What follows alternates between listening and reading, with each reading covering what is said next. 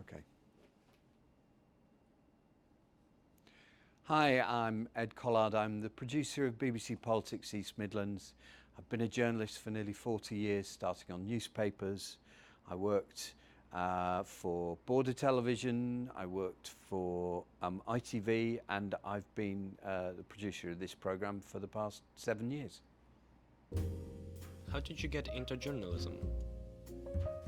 I was a student at Leeds University in English and Drama, and I actually started working for the Leeds student newspaper, basically, sort of in my spare time, and quite enjoyed it.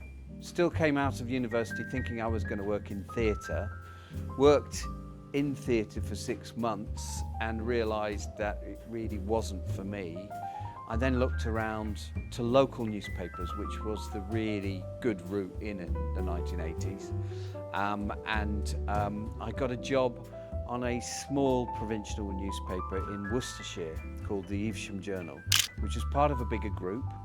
And I was a graduate trainee there, which meant that they were prepared to send me on the NCTJ approved courses that were necessary for me to get my what was called proficiency, and from the National Council for the Training of Journalists. And I spent 3 years there working for the local newspaper on everything from courts, councils, going around to the undertakers to find out who died and doing obituaries with them. I got some great experience of all that.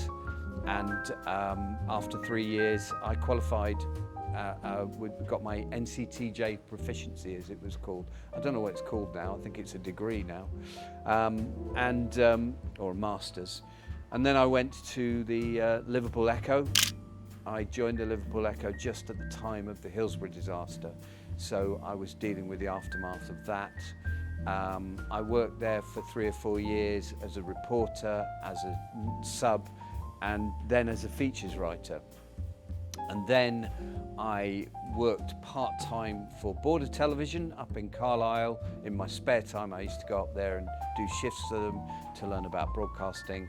After that, I was recruited by Central TV in Nottingham, moved here, and worked there for 12 years. I made documentaries, I became their features editor, I became the main producer of Central News at 6. And then I took redundancy because ITV decided at that time they weren't particularly interested in covering local news properly and made a lot of us redundant. I took a voluntary redundancy. I worked for 15 years as a freelance, mostly away from broadcasting actually, working for organisations like Nottingham University, the British Geological Survey, the Local Government Association, mostly working with public sector bodies, making films for them, having learnt before I left ITV how to use a camera properly and how to edit properly. So I'm a fully qualified camera editor as well. And then I got the opportunity to come back here doing shifts for East Midlands Today as a producer and as a reporter. And then in 2018, I think it was, 2017, I can't quite remember to be honest, got the opportunity to work part-time on Politics East Midlands, and quickly the previous incumbent of the producer job decided to hand it over to me, and I've been doing it ever since. Did it right through lockdown and continue to do it. How did you keep flexible in a fast-changing industry? How do you keep flexible and changing?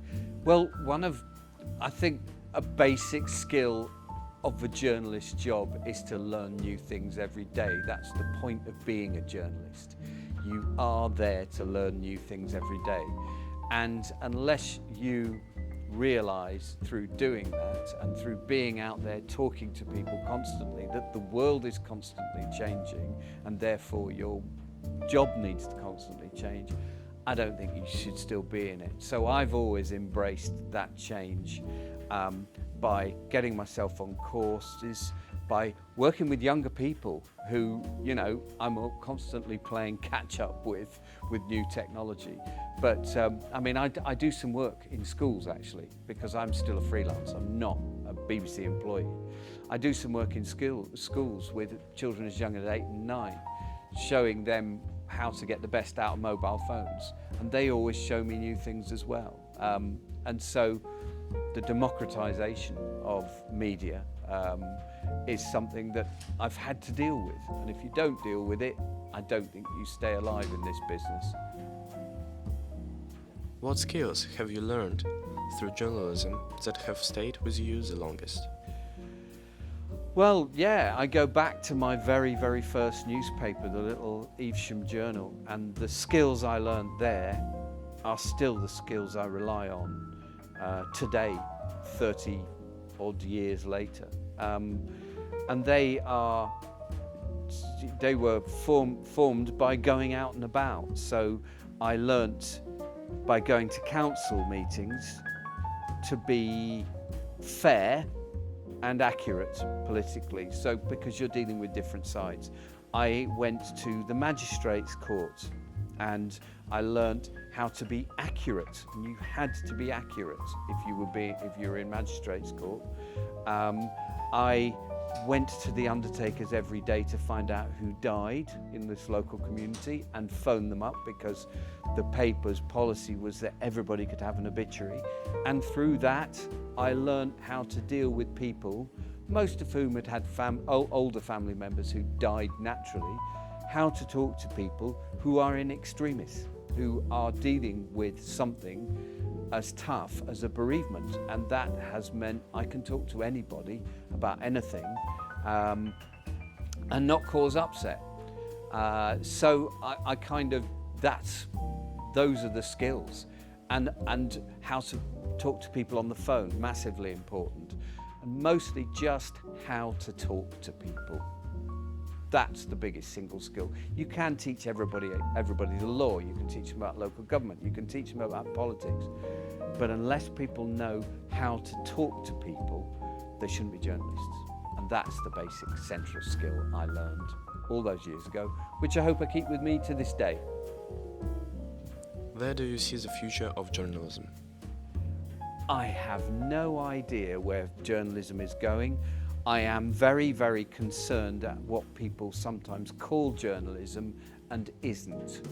I am very, very concerned about the amount of social media that seems to confuse fact and opinion.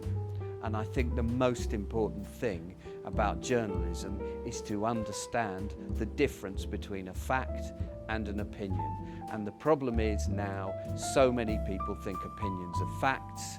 And when you put facts in front of them, as a properly qualified journalist who has spent decades in this, and I'm surrounded by other journalists who have those same skills, to not be believed when you tell people facts because they think their opinions are facts, I think is deeply troubling.